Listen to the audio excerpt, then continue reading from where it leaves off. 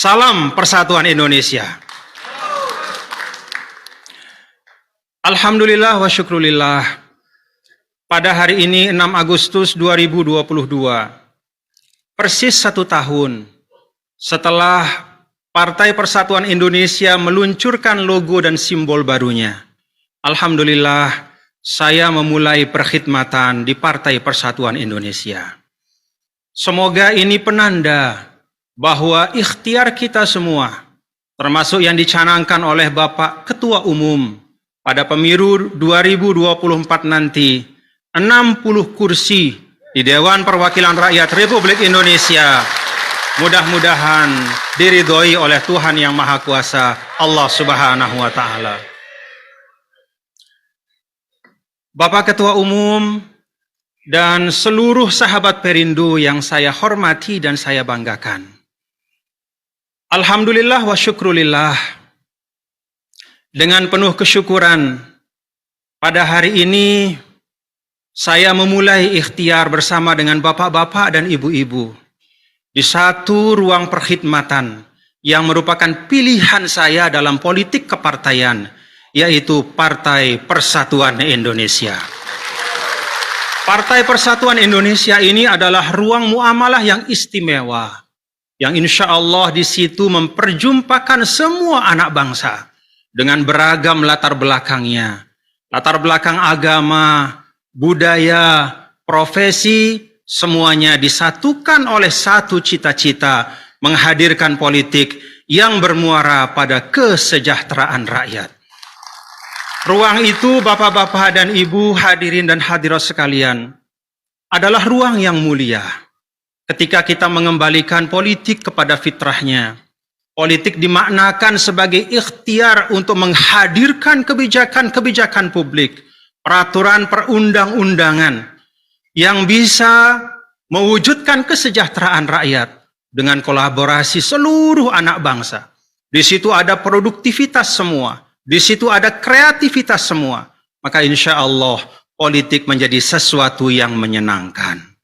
Politik menjadi sesuatu yang menggembirakan. Politik menjadi sesuatu yang menjadi harapan kita semua untuk Indonesia yang lebih baik lagi pada masa-masa yang akan datang. Bapak-bapak dan ibu, Bapak Ketua Umum, dan seluruh sahabat Perindo yang saya muliakan dan saya banggakan. Perkenankan pada kesempatan ini, rasanya tidak salah kalau saya menyampaikan mengapa saya memilih untuk berkhidmat, berpolitik kepartaian melalui Partai Persatuan Indonesia. Partai politik, bapak-bapak dan ibu, insya Allah semuanya baik. Saya dan kita semua yakin bahwa semua pemimpin-pemimpin partai-partai politik berikhtiar maksimal untuk bekerja untuk kemajuan Indonesia. Namun demikian, di tengah-tengah kesamaan itu, saya melihat bahwa Partai Persatuan Indonesia memiliki beberapa keunikan. Ada hal-hal yang fundamental yang menyebabkan saya tertarik untuk berkiprah dan berkhidmat melalui Partai Persatuan Indonesia ini. Yang pertama, saya pernah menyinggung pada saat konvensi rakyat beberapa waktu yang lalu, bersama Bapak Ketua Umum juga pada waktu itu, bahwa hal yang paling menarik dari Partai Persatuan Indonesia, salah satu di antaranya adalah nama dari partai kita. Partai Persatuan Indonesia. Bukan hanya nama bapak-bapak ibu, tetapi ini menunjukkan jati diri dari partai ini. Bahwa kerja-kerja kita memang ditujukan untuk menjaga Indonesia, menjaga persatuan Indonesia.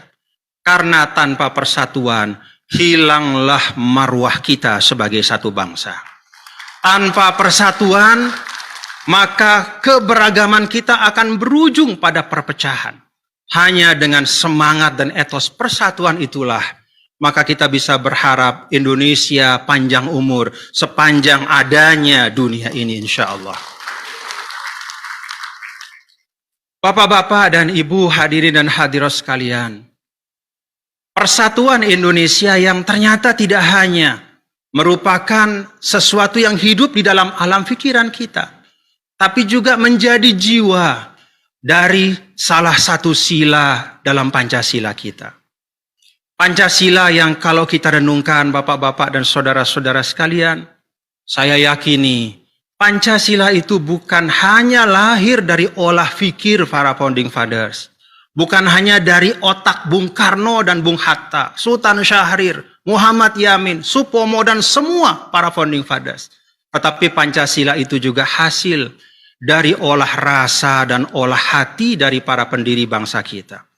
Bahkan Pancasila itu dalam keyakinan saya juga lahir dari bimbingan ilahi, dari Tuhan yang Maha Kuasa. Sehingga dengan segala macam keragaman yang tumbuh, namun para founding fathers kita berhasil menemukan titik-titik temu. Itulah yang mempersatukan kita di Indonesia. Kita bisa lihat mulai dari sila pertama sampai sila kelima. Sila pertama ketuhanan yang Maha Esa.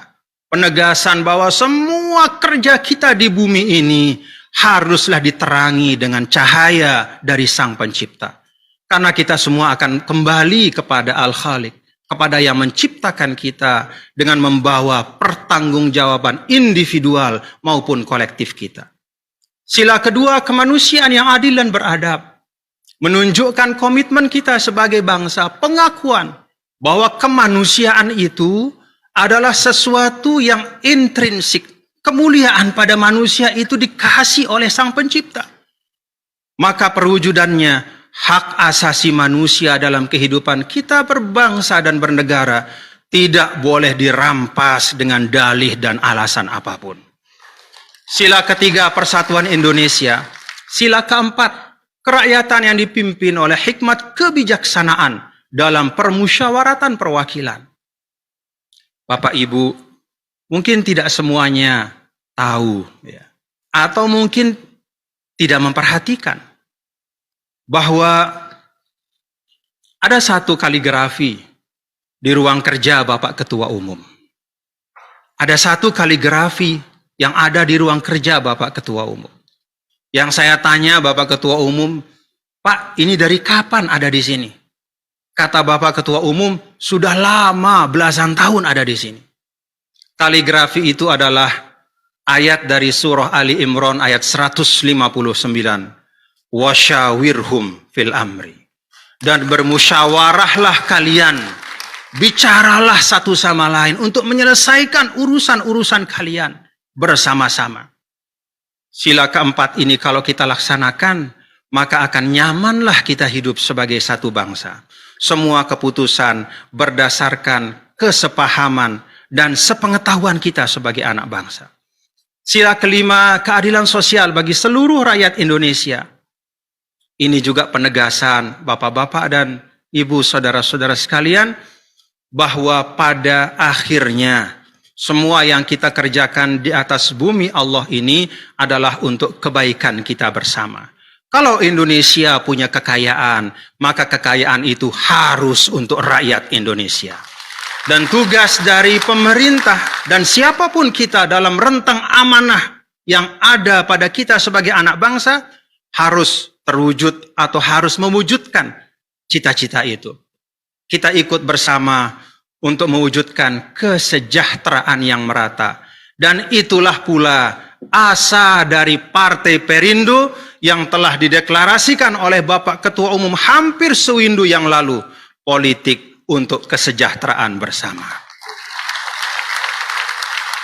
Bapak-bapak dan ibu, hadirin dan hadirat yang saya muliakan dan saya cintai. Pada kesempatan ini, perkenankan saya juga menyampaikan apresiasi dan penghargaan. Bapak Ketum, teman-teman di Diponegoro 29, di bawah komando Bapak Sekretaris Jenderal, supervisi dari Bapak dan semua Ketua Umum, semua perangkat telah secara par excellence, telah secara sangat baik memenuhi persyaratan-persyaratan administratif verifikasi, sehingga alhamdulillah partai kita bisa mendaftar dengan baik, dan kita berharap itu adalah awal yang baik untuk kesuksesan kita ke depan. Bapak-bapak dan ibu hadirin dan hadirat sekalian, sebelum saya mengakhiri sambutan saya pada hari ini, bolehlah saya dengan izin Bapak Ketua Umum ya, Pak Ketum, untuk menyinggung sedikit ya tentang kontestasi 2024. Bapak-bapak dan saudara keluarga besar, para sahabat Perindo yang saya banggakan. Kontestasi 2024 tinggal 19 bulan lagi. Bukan waktu yang lapang bagi partai kita untuk berleha-leha. 19 bulan lagi adalah waktu kita untuk bertungkus lumus, berikhtiar bersama-sama secara maksimal, sehingga mudah-mudahan Partai Perindo mendapatkan kepercayaan dari seluruh masyarakat Indonesia. Hal yang kedua, Bapak-bapak dan saudara sekalian, mengapa saya melihat ada keunikan pada Partai Perindo adalah partai ini tidak berpanjang-panjang dalam mengumbar janji. Hanya ada satu kata, tapi penuh makna, berpolitik untuk kesejahteraan. Kita tahu pada era, katakanlah era hari ini, internasionalisme, globalisasi, kesejahteraan yang direpresentasikan oleh pembangunan ekonomi, pertumbuhan ekonomi, seringkali menjadi penentu bagi eksistensi suatu bangsa. Semakin ekonominya maju, maka marwah bangsa itu juga akan semakin kuat. Dia akan semakin disegani di tengah percaturan internasional. Karena itu ketika Perindo menyampaikan bahwa kami berpolitik untuk kesejahteraan, itu artinya Perindo telah menangkap esensi dari apa yang diharapkan insya Allah oleh seluruh masyarakat Indonesia. Yang ketiga dan terakhir dari tiga hal yang saya lihat sebagai sesuatu yang istimewa, sesuatu yang unik dari nama Persatuan Indonesia. Yang kedua dari cita-cita partai ini, tujuannya sederhana namun bermakna. Yang ketiga adalah Bapak-bapak Ibu, kita bisa bersyukur bahwa Partai Perindo berpolitik dengan Pancasila. Tidak ada ideologi lain. Perindo berpolitik dengan Pancasila. Tidak ada ideologi lain. Dengan berpancasila, maka kita membuka ruang seluas-luasnya bagi seluruh anak bangsa untuk ikut bersama di dalam Perindo membangun Indonesia.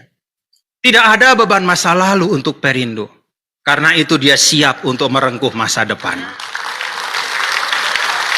Kita tidak tersandra oleh apapun. Masa lalu partai 9 tahun, walaupun hari ini belum mampu menempatkan kadernya sebagai anggota-anggota DPR RI, namun sejarah mencatat bahwa Partai Perindo telah berjuang selama 9 tahun ini dengan sebaik-baik dan sehormat-hormat perjuangan.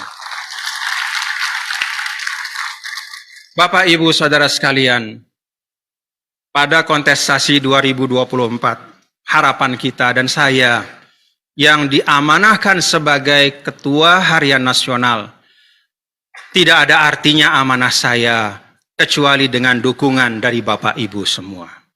Kita bergandengan tangan untuk kemajuan partai kita. Semoga amanah rakyat dapat dipercayakan kepada kita semua. Tentang pemimpin-pemimpin yang akan datang, capres-cawapres, saya sitir apa yang disampaikan oleh Bapak Ketua Umum, ya, bahwa kalau bicara tentang kerjasama, bicara tentang bergotong royong, bicara tentang koalisi, maka koalisi kita adalah Koalisi Indonesia untuk semua. Ya.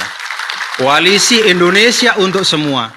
Kita mengajak semua bicara, kita mengajak semua berdiskusi, karena tidak cukup hanya 1, 10, 100, 200 otak dan hati untuk menata Indonesia ke depan.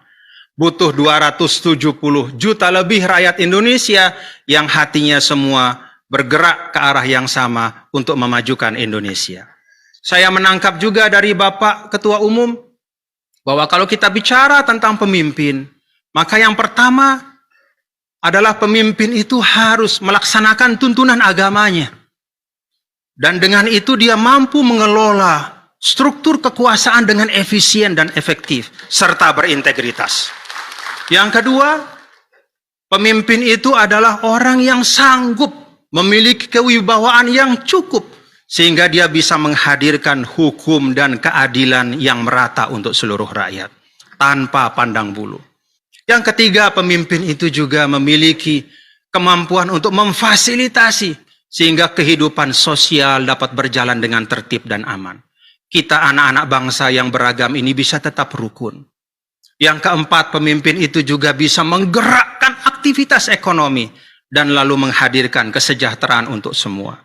Lalu yang kelima dan terakhir, pemimpin juga tidak kalah pentingnya harus mampu membangun optimisme kolektif dengan target-target yang terukur untuk 270 juta lebih rakyat Indonesia. Semoga apa yang kita ikhtiarkan mendapatkan ridho dari Allah Subhanahu wa Ta'ala, Tuhan yang Maha Kuasa. Terima kasih Bapak Ketua Umum, dan sukses insya Allah untuk kita semua. Salam Persatuan Indonesia. Mohon maaf apabila ada kekhilafan, ada kata yang kurang berkenan. Wassalamualaikum warahmatullahi wabarakatuh.